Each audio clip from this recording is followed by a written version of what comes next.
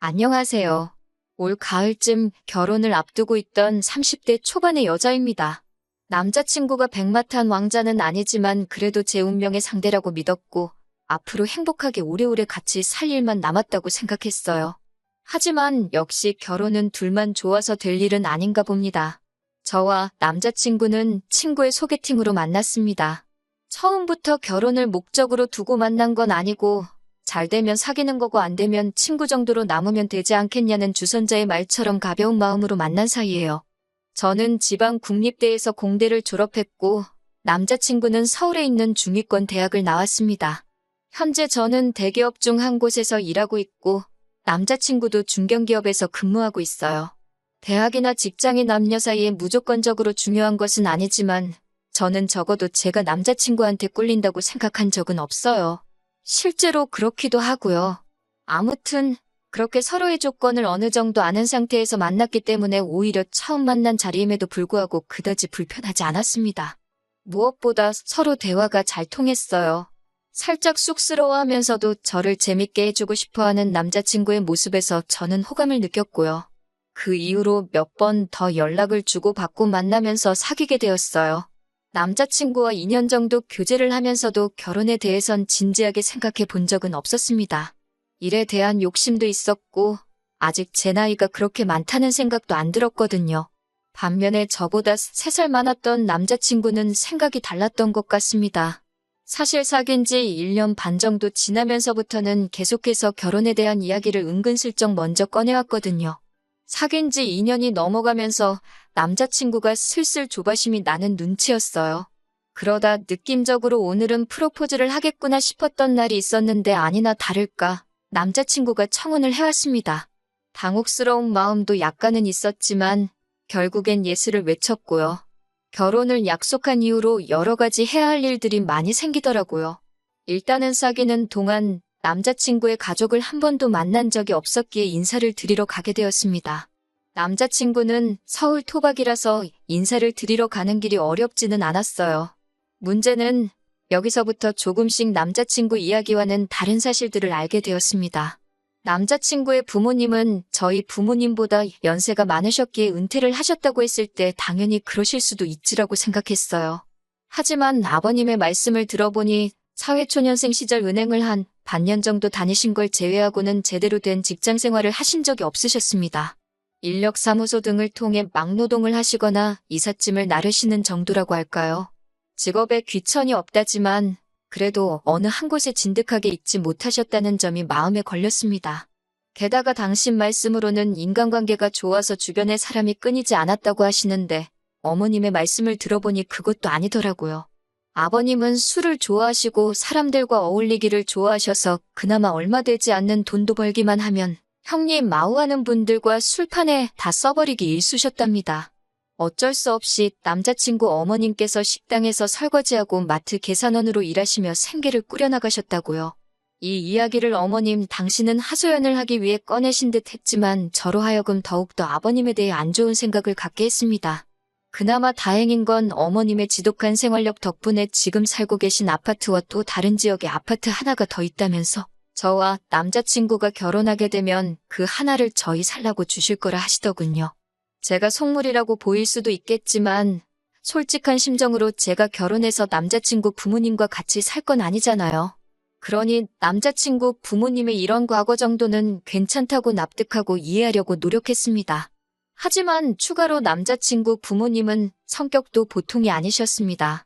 아버님은 솔직히 독불장군이라는 단어가 딱 어울릴 만큼 당신밖에 모르시는 분이셨어요.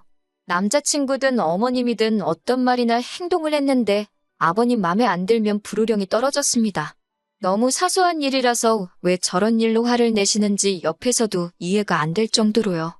가시방석에 앉은 기분이라서 한시라도 빨리 집에 가고 싶은 심정이었네요.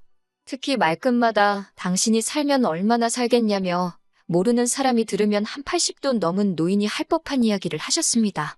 참고로 남자친구 아버지는 이제 막 환갑을 넘기신 나이고요. 언젠가 한번 남자친구가 담배 필 거 다 피고 술 마실 거 다 마시면서 건강 걱정하는 거 보면 자기 아버지지만 한심하고 화가 난다길래 제가 한 소리 했거든요. 그래도 그렇지 누가 부모님에 대해서 그렇게 이야기를 하냐고요.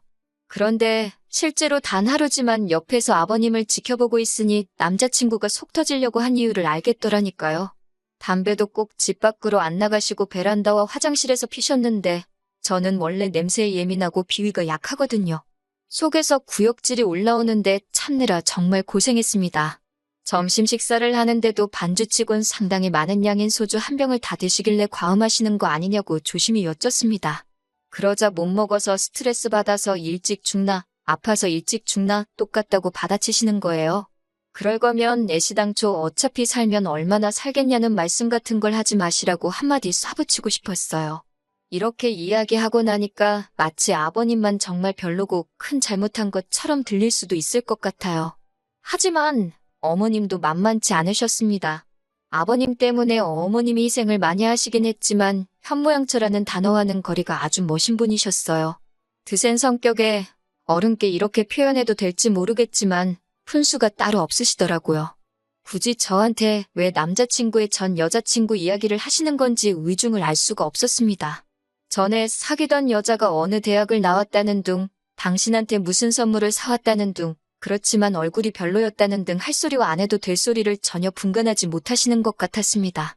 떨떠름한 표정으로 듣고 적당히 웃으며 호응은 해드렸지만 오늘 이 인사가 끝나면 저에 대해서도 어디 가서 이런 식으로 말씀하고 다니시겠구나 싶은 생각이 들어 찝찝하고 마음이 좋지 않았습니다.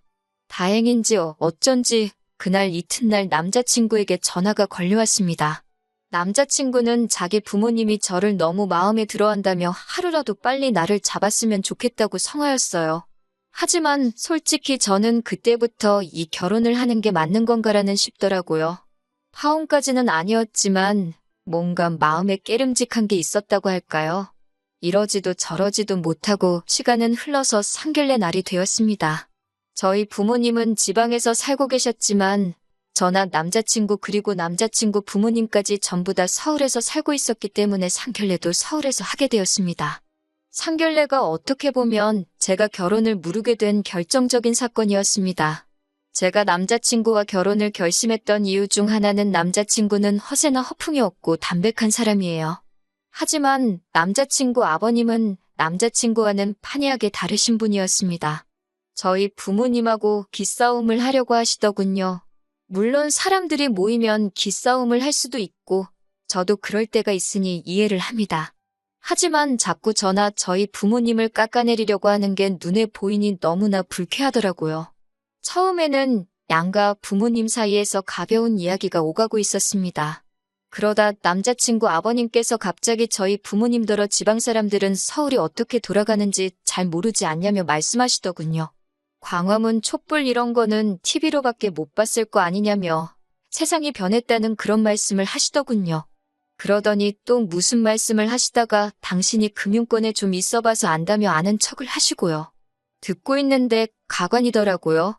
남자친구는 그래도 자기 부모님이라 그런지 별말 없이 앉아있는데 그 꼴도 보기가 싫던걸요. 게다가 남자친구에게는 2살 많은 형이 있었는데 장가도 안 간 그 형이 상견례 자리에 말도 없이 따라 나온 것도 부족해 어찌나 쩝쩝거리고 개걸스럽게 밥을 먹어대는지 꼴보기 싫어 죽겠더라고요. 아무도 묻지도 않았는데 혼자 이게 맛있네 이건 별로네 품평회를 해대지 않나.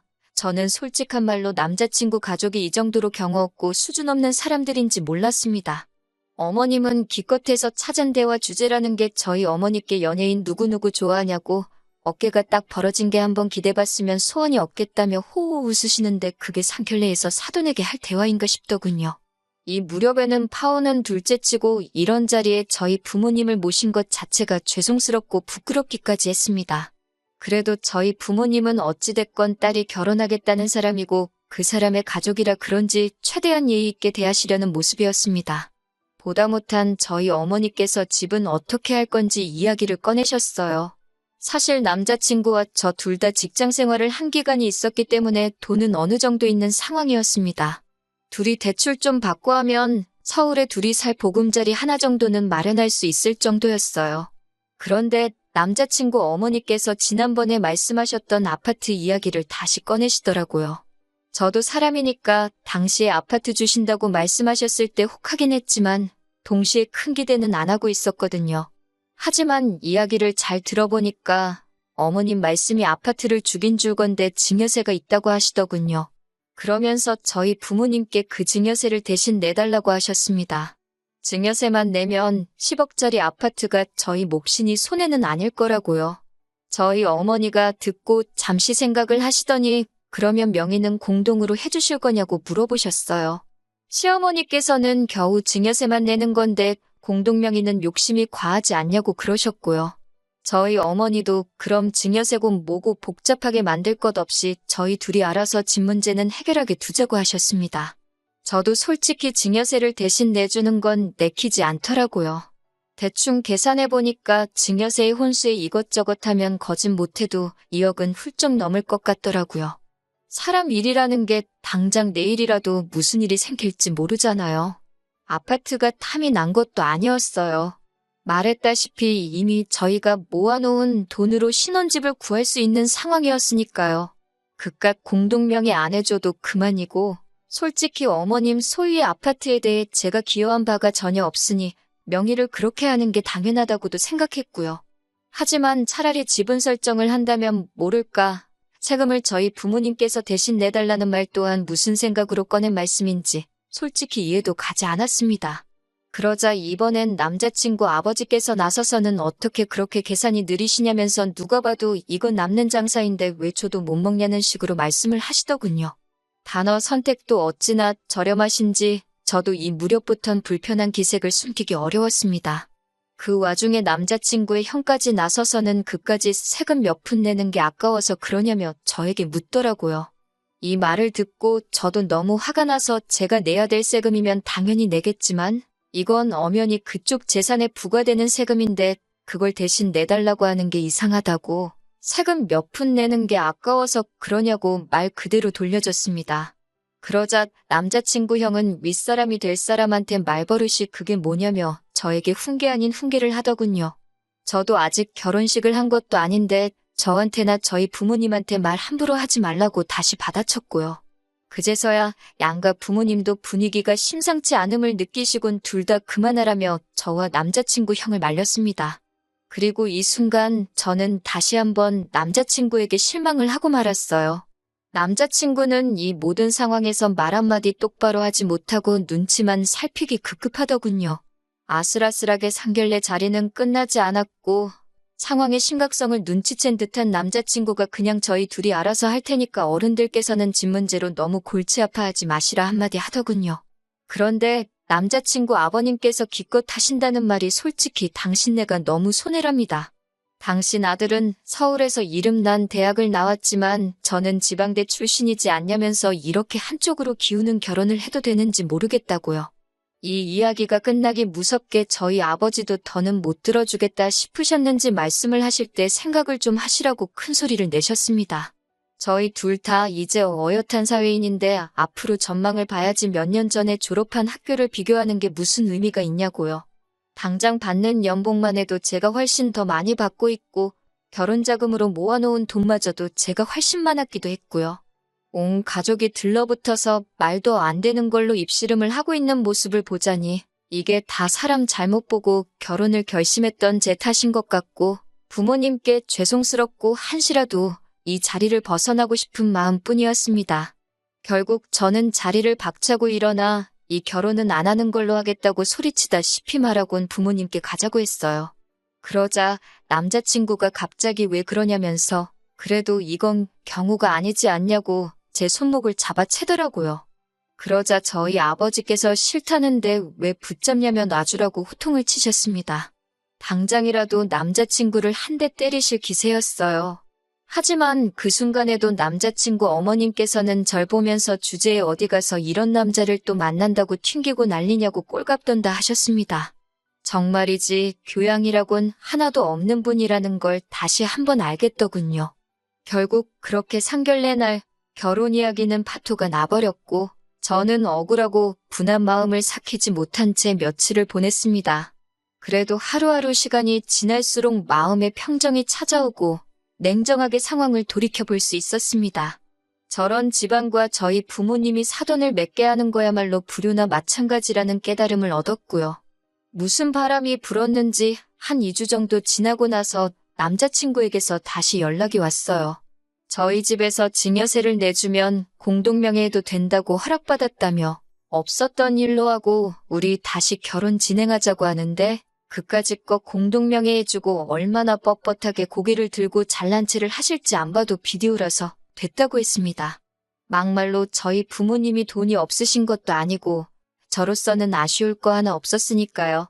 손해보고 결혼시킨다는 듯이 큰소리 뻥뻥 칠 때는 언제고 결혼 뒤집어버리니 다시 찾아와서는 왜 저러나 싶었어요. 남자친구는 그래도 우리가 만난 세월이 있는데 어떻게 이렇게 한순간에 모른 척 할 수 있냐며 너무하다고 했지만 지금이라도 남자친구를 끊어내서 다행이다 싶을 뿐이었고요. 조금의 후회나 미련도 남아있지 않습니다. 당분간은 별로 연애도 결혼도 생각이 없고 자기 관리나 열심히 하면서 살아보려고요. 그러다 또 기회가 되면 혹시 아나요. 똥차를 보내버렸으니 이번만큼은 정말 백마가 아니라 벤츠를 탄 왕자님이 나타나 줄지도요.